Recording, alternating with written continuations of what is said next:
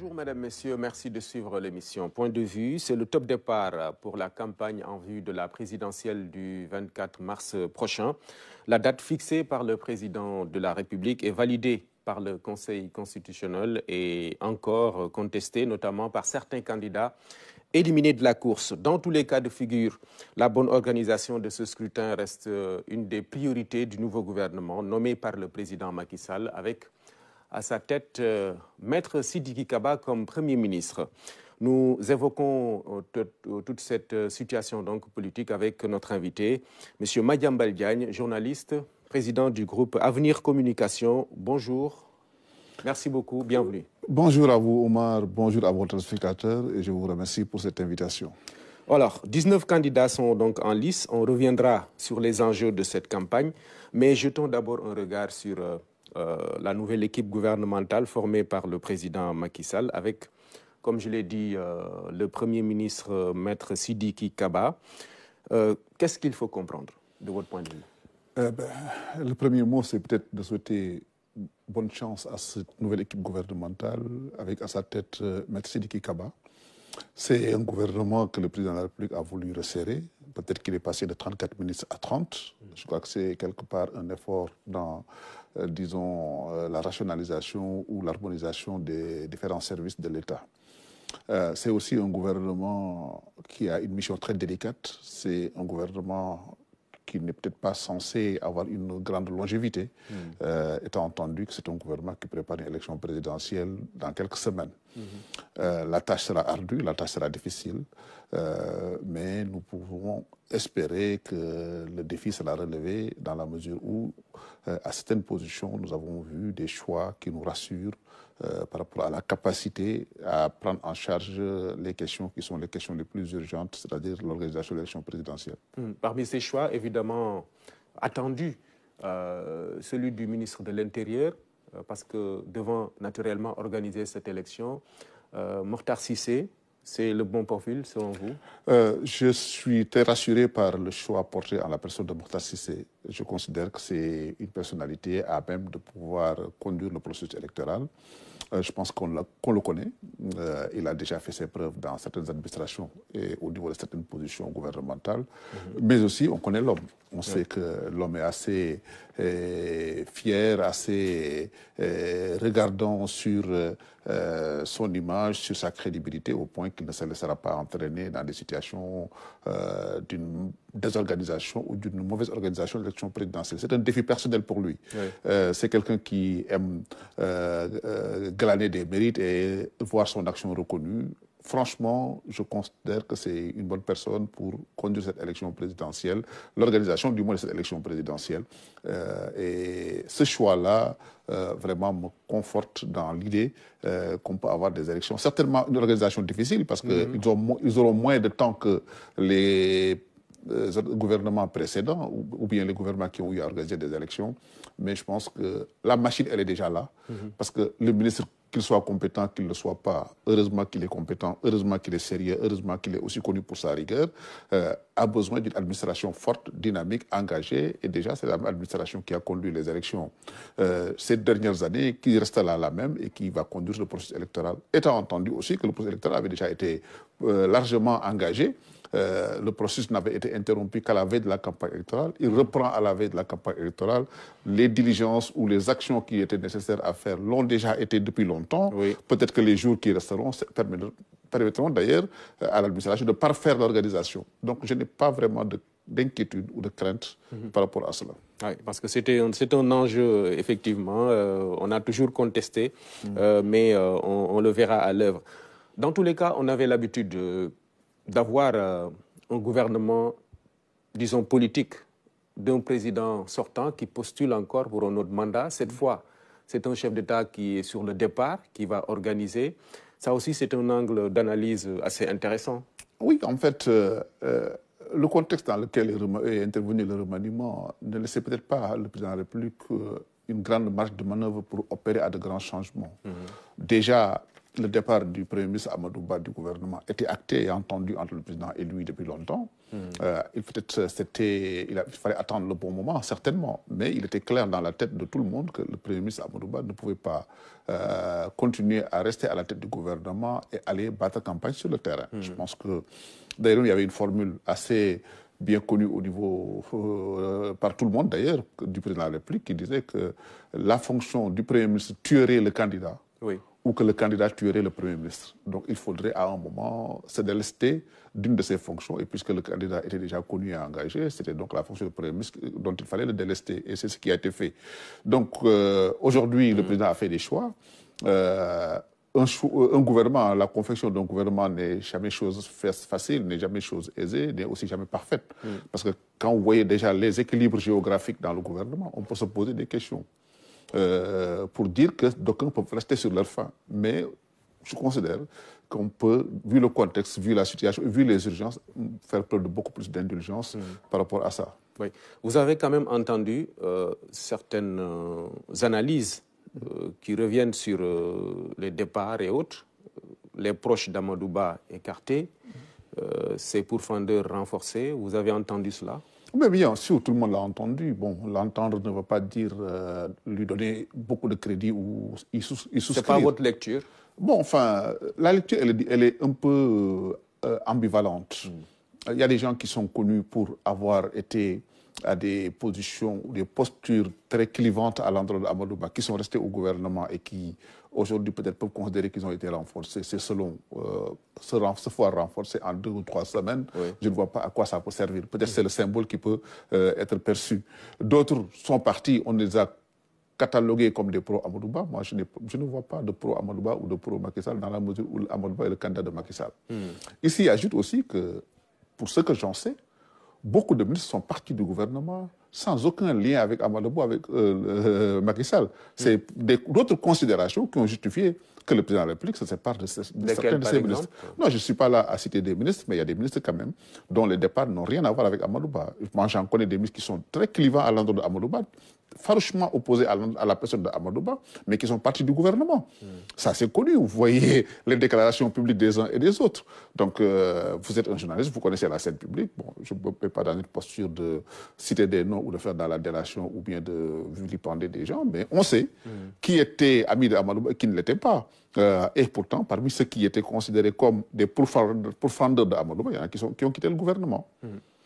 Alors, il y en a aussi qui ne s'étaient ni distingués comme amis ou proches d'Amadou Ba, mais qui étaient restés dans la mouvance et qui ont quitté le gouvernement. Je pense par exemple à des ministres de la gauche, par exemple, qui n'ont jamais été dans une posture quelconque d'alignement ou de contestation et qui sont les Sambassi, les Momar Samba et les autres. Donc je ne peux pas lier leur limogeage à un combat ou des actes posés contre Amadou Ba, entre autres. Comme par exemple, peut-être, puisque j'ai déjà cité des noms, je peux aller plus loin. Un Doudouka, par exemple. C'est ça. On ne peut pas franchement dire qu'il a été limogé parce qu'un proche d'Amadou Ba, bien au contraire. Donc toutes ces choses-là font qu'il faut relativiser vraiment l'analyse de ce point de vue-là. D'accord. La campagne, elle a démarré, je le rappelais tantôt, mais on voit que le PDS et d'autres alliés ne digèrent pas toujours leur mise à l'écart. Ils ont d'ailleurs décidé de faire un recours pour excès de pouvoir avec 2 arguments. Les 21 jours de campagne requis avant le premier tour et le délai de rigueur portant convocation du corps électoral avec des articles bien visés dans le code électoral, L129 et L137 notamment. Est-ce que vous pensez que la loi électorale est violée? Non, mais écoutez, on est dans une situation très particulière, assez inédite. Tout ne peut pas être fait de façon parfaite. Si on est dans un juridisme absolu, on risque de créer des problèmes insolubles. Le PDS va faire un recours pour excès de pouvoir. Je n'ai pas compétence ou vocation de juger à la place de la Cour suprême, de la Chambre administrative de la Cour suprême. Mais on peut considérer l'acte attaqué comme un acte de gouvernement. Le Conseil constitutionnel, qui est le juge du processus électoral, a déjà accepté ce choix-là. Je ne vois pas, parce que la Cour suprême ne peut en aucune façon empêcher le Conseil constitutionnel de valider une élection ou de l'invalider. La Cour suprême ne peut pas le faire. La Chambre administrative de la Cour suprême ne pourra pas le faire. Donc le dernier mot sur le processus électoral reviendra au Conseil constitutionnel, qui a déjà donné son onction à la date proposé par le président de la République, je crois que le mieux, c'est d'aller à l'élection. Je pense aussi qu'il faut qu'on fasse attention. Faut pas mais vous êtes d'accord quand même qu'on est... Enfin, on n'est pas dans la normalité. Dans cette élection-là, quand même, voilà, c'est... Je suis d'accord qu'on ne soit pas dans la normalité, mais étant entendu que le plus important dans cette histoire, c'est les candidats. Est-ce que vous avez vu un des candidats en lice contester la durée de la campagne électorale? Parce que tous ces candidats avaient même demandé qu'on fasse la date de l'élection avant le 2 avril, c'est-à-dire avant même à la date du 24. Il y en a même qui proposaient la date du 24 mars. Donc si la réponse à leur attente est faite, que ces candidats ne le contestent pas, mais ils se sont alignés parce que dans un premier temps, ils ont dit le 31. Non, ils avaient dit le 31 parce que justement, ils ont outrepassé, enfin, ils ont exprimé un souhait. Le 31. Le 31 n'était pas une date faisable. C'est ça. Objectivement, ce n'était pas faisable. Le Conseil constitutionnel lui-même avait proposé dans une réponse à la demande des candidats la date du 31. Et de ce point de vue, le Conseil constitutionnel a outrepassé ses compétences parce que le Conseil constitutionnel a parlé à la place du gouvernement. Ce n'était pas le rôle du Conseil constitutionnel de fixer un calendrier au gouvernement. Et le Conseil constitutionnel s'en est aperçu. Quand le gouvernement a proposé la date du 24, le Conseil constitutionnel était bien obligé de s'aligner à la date proposée par le gouvernement. Et la date proposée par le gouvernement est une date tout à fait objective. Le 31 proposé, c'était le jour de Pâques. Franchement, Oumar, il ne viendrait à l'esprit de personne au Sénégal d'organiser une élection le jour de la Tabaski ou de la Korité.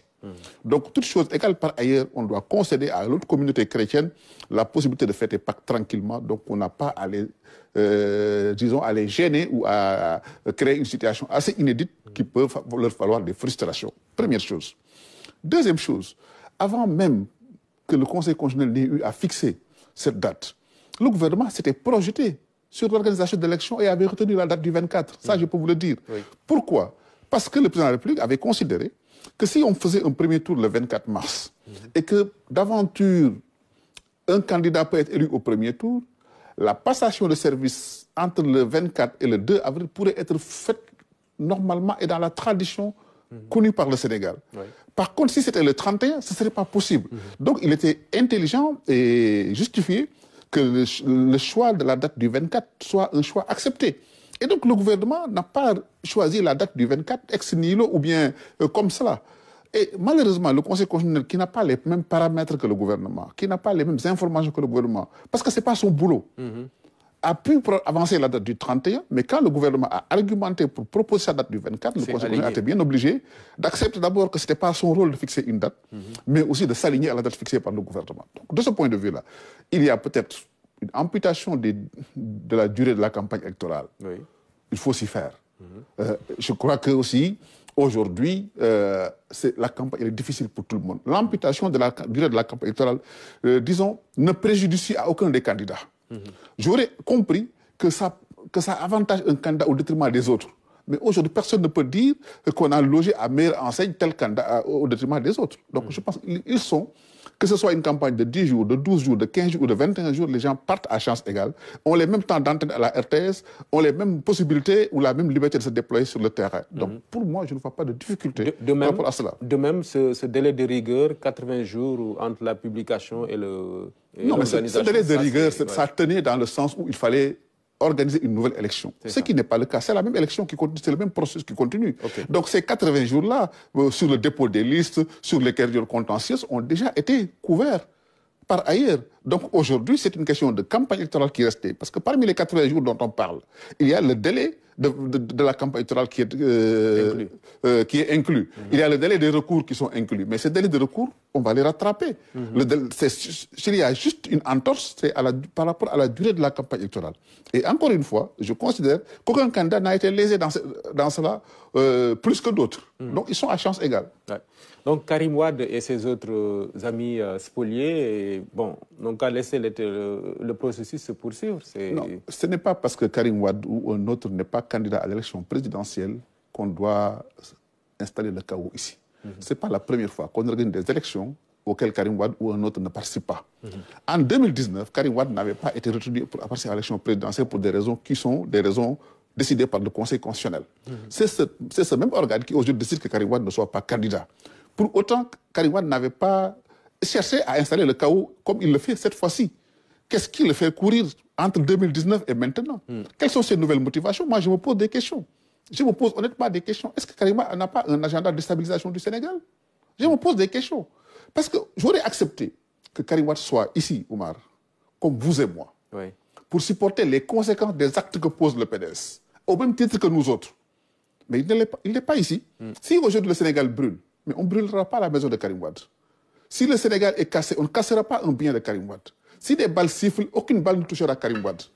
Pourquoi alors Karim Wade est-il au Qatar, dans un confort douillet, et poser des actes qui peuvent aller à la déflagration dans ce pays? Je me le refuse. C'est son droit en tant que citoyen. Mais c'est le candidat aussi d'un parti qui s'appelle le PDS. Il a été un candidat d'un parti qui s'appelait le PDS en 2019 et il n'avait pas été candidat. Franchement. Et pour autant, on n'avait pas vu cette hargne et cette volonté à la hussarde de déstabiliser le processus électoral et les institutions du pays. Moi, je dis les choses telles qu'elles sont. Oui. C'est un citoyen sénégalais qui a le droit de se défendre, de protéger ses intérêts, mais ce n'est pas aussi quelqu'un qui a le droit de faire brûler le pays. Et j'aurais accepté qu'il fasse même cela, mais qu'il soit avec nous pour en supporter les conséquences. Moi, je trouve inacceptable, il devait venir, quoi, cynique même, de rester au Qatar et de créer des problèmes. Si Karim Wade vient au Sénégal, débarque ici, s'installe chez lui, et va dans les mêmes marches que nous autres, va être confronté aux mêmes réalités que nous autres, je pourrais le lui concéder. Mais ce que je ne lui concède pas, c'est vraiment de créer le chaos en n'étant pas ici. Ça, franchement, je suis au regret de le dire, mais je trouve quand même que ce n'est pas acceptable. Et je condamne même toutes les personnes qui l'accompagnent dans ce processus-là. Je trouve qu'il n'est pas normal que des députés de la majorité s'associent à des actions comme ça pour déstabiliser la propre institution mise en place par la majorité qui est en place. À quelle fin? Semer le chaos, semer la zizanie dans ce pays-là, à qui cela se profiterait-il? Si aujourd'hui nous sommes dans une situation de guerre civile, par exemple, que Dieu nous en garde, mais nous tous, nous allons payer le pot cassé.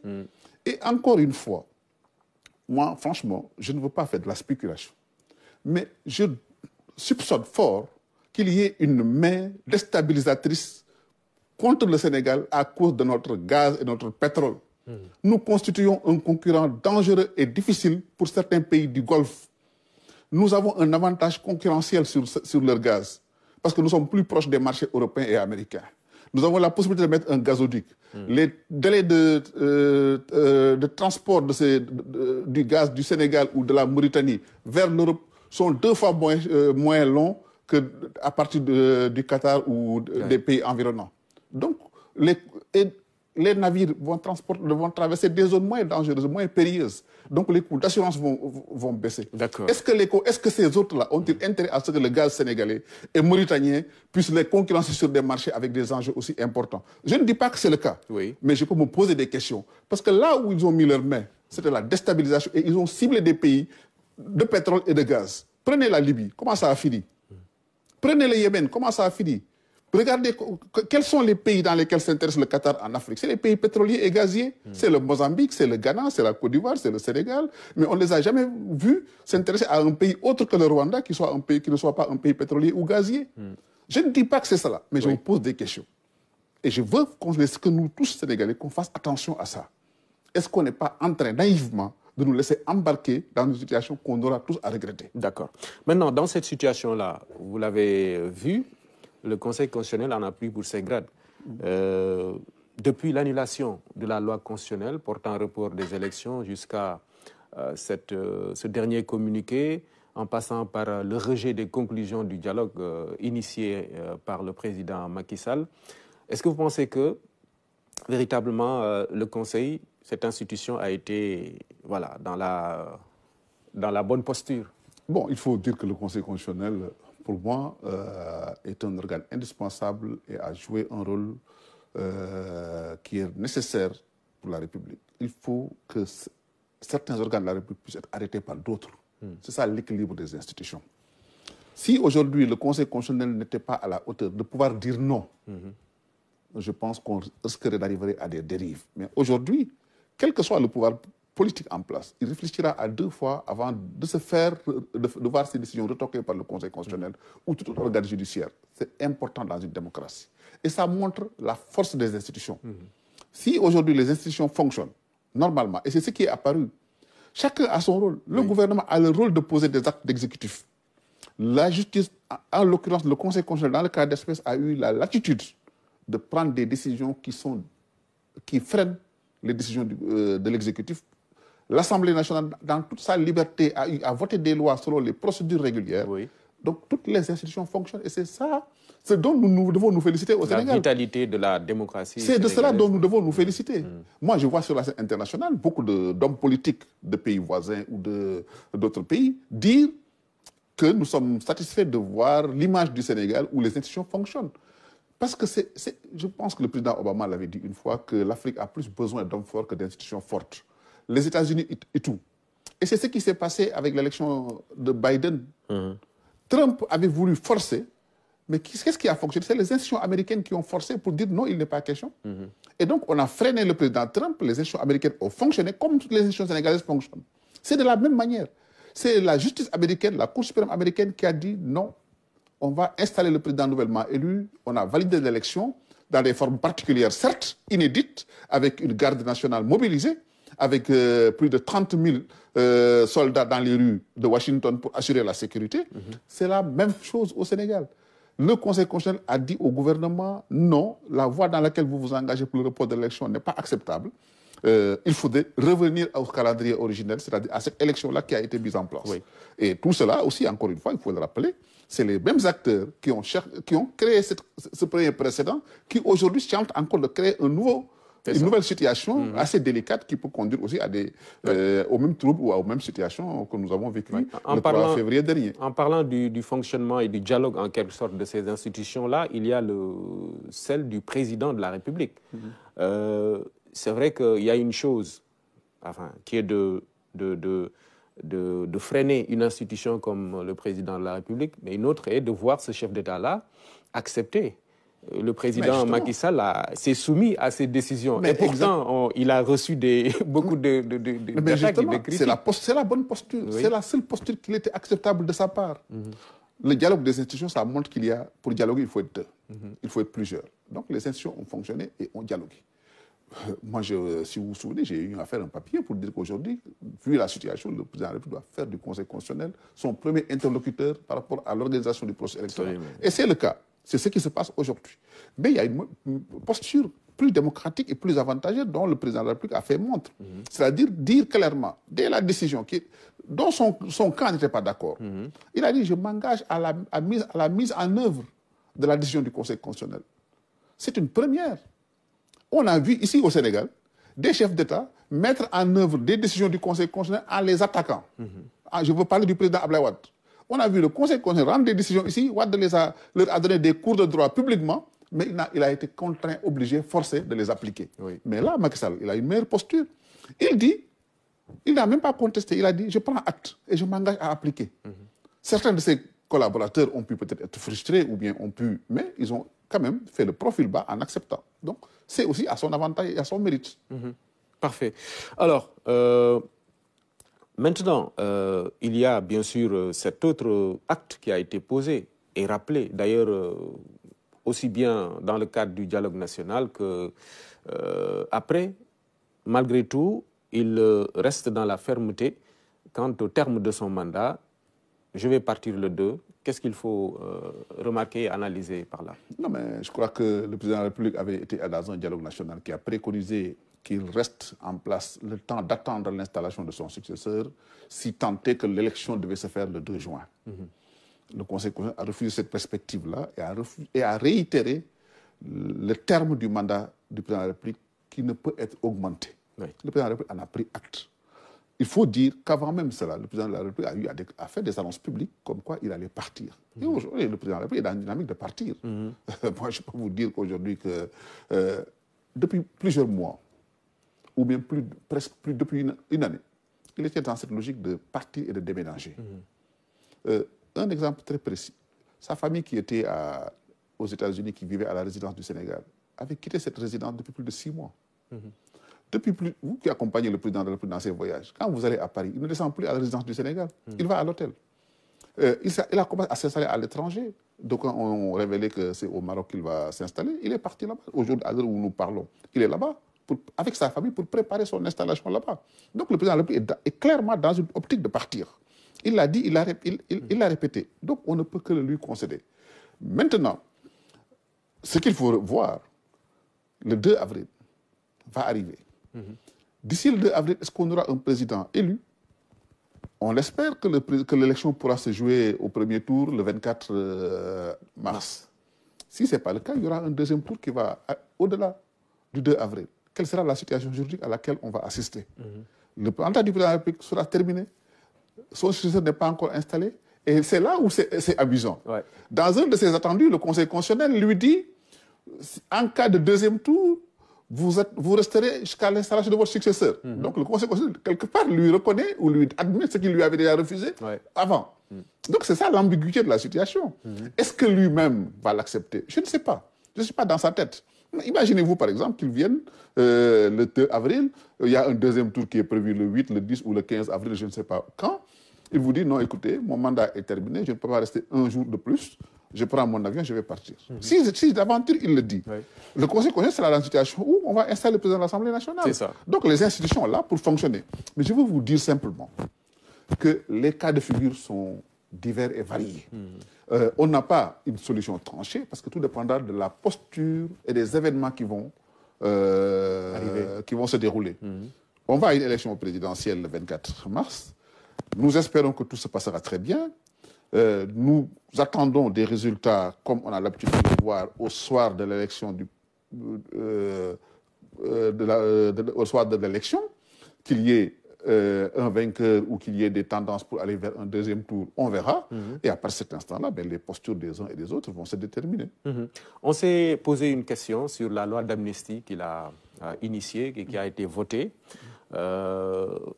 Ça a divisé les avis d'ailleurs. Bon, certains sont d'accord, mais d'autres sont contre et l'ont exprimé de façon assez forte. Pourquoi, selon vous, il fallait le faire, à votre avis? Si vous êtes contre ou pour, hein, je sais non, pas. Mais moi, j'ai été contre, je l'ai exprimé publiquement. J'avais trouvé que c'était une loi inopportune. J'avais trouvé aussi que pour pardonner, il faut pardonner à des gens qui reconnaissent leurs fautes, reconnaissent leurs torts et qui se repentissent. Ce qui n'a pas été le cas. J'ai développé cet argumentaire-là. Ce n'est pas moi qui vote la loi. La loi a été votée selon les formes régulières. Si aujourd'hui il y a le processus disons, de la promulgation qui est en cours, je ne sais pas s'il y a un recours à l'inconstitutionnalité ou pas, mais si c'est le cas, le Conseil constitutionnel connaîtra de la loi et rendra une décision de conformité ou de non-conformité. Et s'il y a une décision de conformité, le président de la République va procéder à la promulgation. Et une fois promulguée, ça devient une loi de la République qui s'imposera à moi comme à d'autres. Que je sois d'accord ou que je ne sois pas d'accord, ce sera une loi de la République qu'on va appliquer. Absolument. Donc ça, c'est la va de soi. Donc, pour répondre à votre question, j'ai été contre. Je ne connais pas les raisons ou les motivations profondes, mais je trouve que ce n'était pas une loi à faire. Mais malheureusement, encore une fois, j'ai beau être contre, qu'une loi votée s'opposera à moi et j'en subirai les conséquences, positives ou négatives. C'est comme ça la République. Alors, on est dans la campagne. Les candidats ont 12 jours pour convaincre pratiquement. Ce sera entre le changement et la continuité. Où est-ce que vous voyez les tendances? Bon, les tendances, c'est difficile à dire parce que nous n'avons peut-être pas la possibilité au Sénégal d'avoir des instruments de mesure de l'électorat, en tout cas de manière publique. Donc, il y en a qui vous font circuler des sondages sur le manteau qui veulent dire ce que les gens veulent bien leur faire dire. Donc, je ne peux pas me fier à cela. Toujours est-il que nous avons l'avantage dans ce pays-là d'avoir des élections que tout le monde peut reconnaître comme étant des élections toujours transparentes. Le jour de l'élection, le jour du vote, les radios, les télévisions, les journaux ont la possibilité de diffuser en direct les résultats sortis des urnes. Donc, de ce point de vue-là, je crois que nous avons un processus électoral ou un système électoral assez fiable.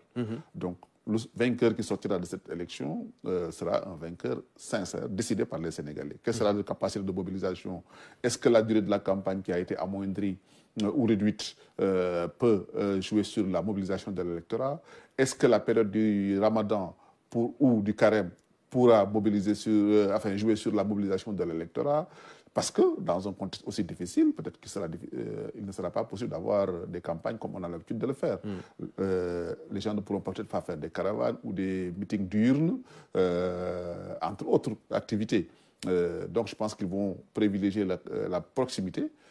Donc, il sera difficile pour un observateur de mesurer le pouls de l'électorat à partir de cet instant-là. Ouais. Mais toujours est-il que le vote sera un vote sincère, exprimé librement par les citoyens sénégalais, et le vainqueur sortira de ces urnes-là. Des citoyens qui ont le choix entre 19 candidats quand même. Mais justement, c'est aussi une élection inédite de ce point de vue-là, parce que jamais le Sénégal n'a connu autant de candidats, 19 candidats à une élection présidentielle. Même, je peux dire, au-delà du Sénégal, il n'y a aucun pays en Afrique de l'Ouest, ou même en Afrique, rarement en Afrique, parce que je connais en République démocratique du Congo, il y a eu plus de candidats que cela.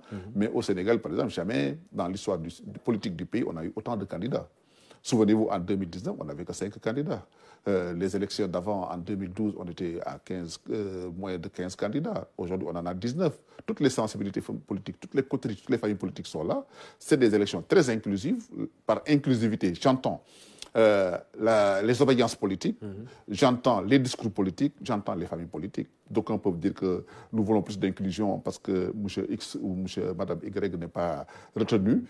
C'est selon, mais pour moi, il y a matière à avoir des élections satisfaisantes, régulières, crédibles, sincères et qui peuvent désigner un président de la République.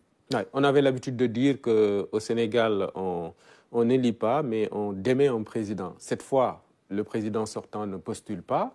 Où est-ce qu'on peut, ou à quoi on peut s'attendre finalement dans ce contexte-là? Bon, dans ce cas, il n'y aura pas de président démis, il y aura un nouveau président élu.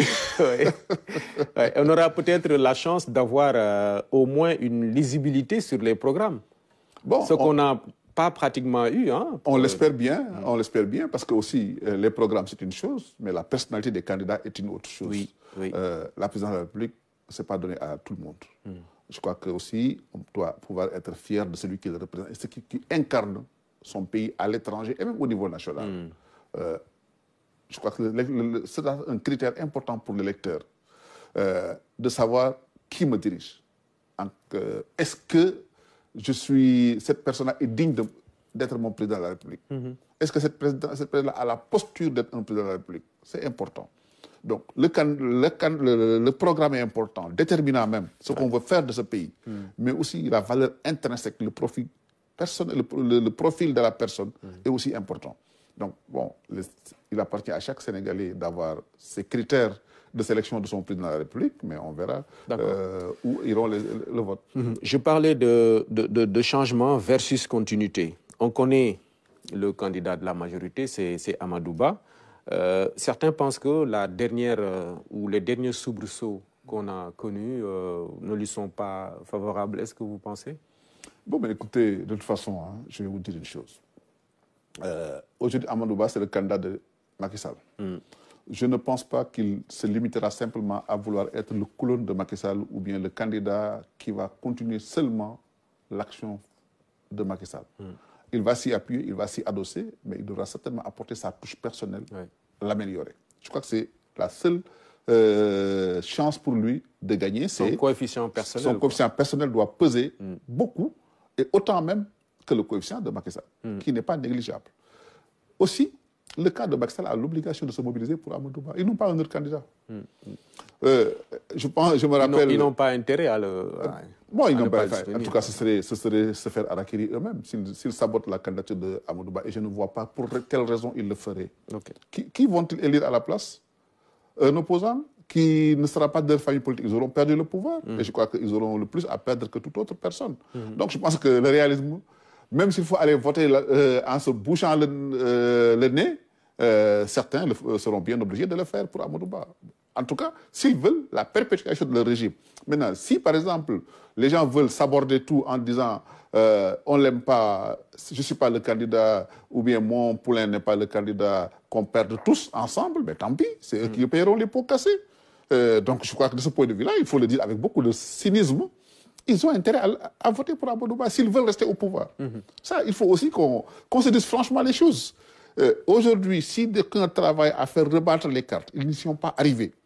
Avec tout ce qui s'est passé, s'ils ne votent pas pour Amadou Ba, ils perdront sur toute la ligne. Je ne vois pas un opposant, franchement, arriver au pouvoir et faire la place aux gens de Benno comme le ferait Amadouba. Très bien. Parce que les opposants, ils ont déjà leur quartier, leur état-major, ils ont leur cadre, ils ont leur ceci ou leur cela, qui vont aspirer à occuper les responsabilités. Parfait. Vous voyez quelqu'un gagner une élection et dire au camp adverse, venez prendre le pouvoir ou venez prendre les postes, je ne le pense pas, honnêtement. Ouais. Alors, parmi les candidats, il y a Bassirou Diomaye Faye. La particularité, c'est qu'il est en prison actuellement. Évidemment, ses partisans et d'autres même pensent que la meilleure solution, c'est de le libérer pour battre campagne au même titre que les autres candidats. Certainement. De toute façon, les gens lui ont aménagé cela. La loi est votée, quand la loi sera promulguée, il va sortir. Peut-être qu'on aurait pu anticiper même sur ça pour lui accorder la liberté provisoire déjà avant que la loi ne soit promulguée. Donc, je ne veux pas entrer dans ce débat-là de la décision de justice. Encore une fois, je veux me mettre dans une posture de retrait par rapport à cela, mais je trouve légitime qu'il batte campagne, étant entendu, surtout que cette légitimité de battre campagne, elle est encore là, avec une loi d'amnistie qui a été votée et qui, tout porte à croire, pourra être promulguée très rapidement. Donc, je pense que c'est utile que les gens connaissent aussi la personne pour laquelle ils vont voter. Ouais. C'est important qu'ils s'expriment, qu'ils s'adressent aux Sénégalais. Parce que, bon, dans la prison, on peut voter pour un inconnu, hein, comme on peut refuser de voter pour quelqu'un parce qu'on ne l'a pas connu ou parce qu'on ne l'a pas vu. Donc, lui donner la possibilité de s'adresser au Sénégal comme les autres candidats, moi, je n'y vois pas d'objection, honnêtement. Vous comprenez cette sorte de ruée vers lui? On voit que, bon, il y a même certains responsables politiques qui étaient dans la majorité, qui, voilà...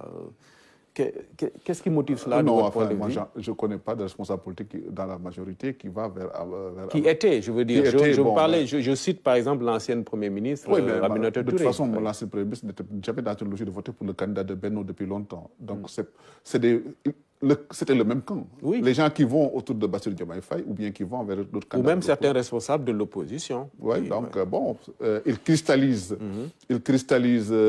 certainement où il est le réceptacle. Oui.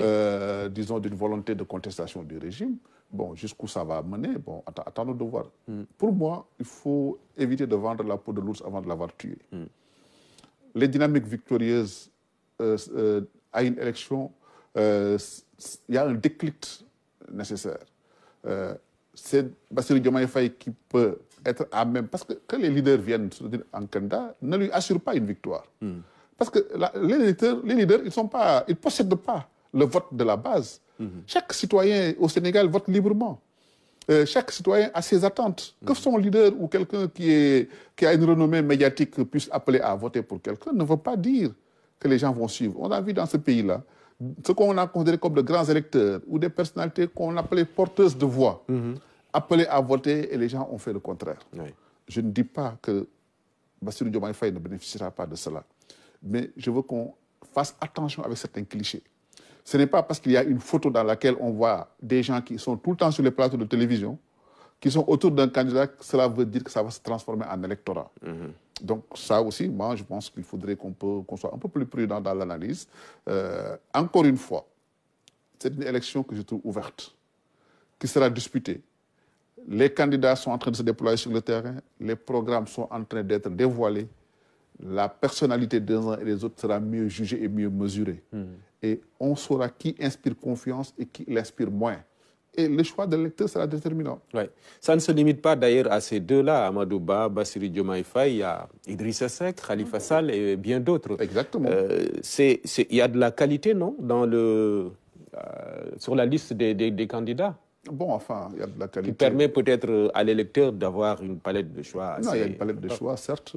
Bon, maintenant, peut-être que vous trouverez toujours des gens qui disaient, bon, peut-être j'aurais préféré que telle personne soit candidate et qu'elle ne l'a pas été, pour telle ou telle raison. Peut-être que la personne même n'a pas voulu être candidate ou bien la personne n'a pas satisfait aux critères pour être candidate. Donc, il y a tout ça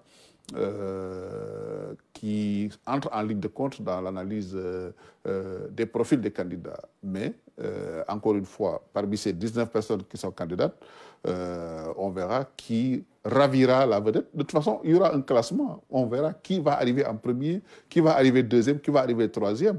C'est cela qui décidera du choix des électeurs, et la personne qui sera choisie sera le président ou la présidente de la République du Sénégal. Alors, vous êtes évidemment journaliste, patron de presse. Les journalistes sont très attendus dans des contextes pareils. Quel est peut-être le... Bon, sans donner de leçons, mais qu'est-ce qu'il faut comme posture dans les cas pareils? Non, mais vous savez, franchement, la presse sénégalaise est assez outillée, a assez d'expérience de la couverture d'élections. Ils s'organisent, ils se serrent les coudes, ils se mettent ensemble, ils sont dans des logiques aussi de vouloir faire dans la transparence et dans le professionnalisme. Je crois que ça, c'est déjà connu. Les organes de contrôle ou de régulation aussi sont là pour les rappeler en cas de besoin à l'ordre. Je crois aussi que chaque journaliste a son amour-propre, son orgueil propre et sa crédibilité à défendre.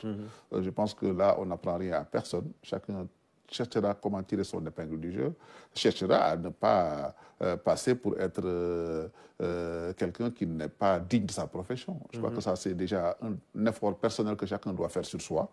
De ce point de vue-là, franchement, s'il y a un appel à faire, c'est par rapport à la classe politique. Oui. C'est à la classe politique de respecter la presse et de laisser la presse faire son travail. On a vu ici des jours, en 2019, qu'est-ce qui s'est passé? Tous les soirs d'élection au Sénégal, on proclame les résultats aux radios et aux télévisions. En 2019, qui avait empêché cela? C'était le camp de Ousmane Sonko qui avait attaqué Futurs Médias, 2STV pour leur empêcher de promulguer les résultats. Ça n'a pas empêché le cours de l'histoire. Oui. Ça a fait des dégâts et des violences. Il ne faut pas qu'on oublie ça aussi. J'espère que cette année, ils ne feront pas la même chose. J'espère qu'ils ne feront pas la même chose. Ils l'ont fait par le passé. Donc c'est la responsabilité des hommes politiques aussi de respecter les médias. Et il faut aussi que les médias se fassent respecter de ce point de vue-là. Je ne peux pas accepter en tant que journaliste de me laisser intimider par quelqu'un comme politique. Ouais. Ça aussi, il faut qu'on soit très clair. Donc autant les journalistes doivent être responsables, autant aussi les hommes politiques doivent accepter d'être des démocrates et de jouer le jeu de la démocratie. Ici au Sénégal, personne n'empêchera les médias le soir de l'élection, de diffuser les résultats sortis des bureaux de vote, les résultats des urnes et de décider des tendances. C'est ce qui se fait dans toutes les grandes démocraties du Sénégal, du monde, et le Sénégal a la prétention d'être une grande démocratie. Donc c'est chercher à arrêter la mer avec ses bras que de vouloir empêcher les gens de faire leur travail, et je crois qu'ils feront leur travail comme d'habitude. Elle a joué, la presse, sa partition depuis toujours dans la consolidation de la démocratie, et elle le fera lors de cette élection aussi. En tout cas, merci beaucoup d'être venu. Madiambal Diagne, journaliste, président du groupe Avenir Communication. Merci, mesdames, messieurs. À vous aussi d'avoir suivi cette émission. On se donne rendez-vous dimanche prochain.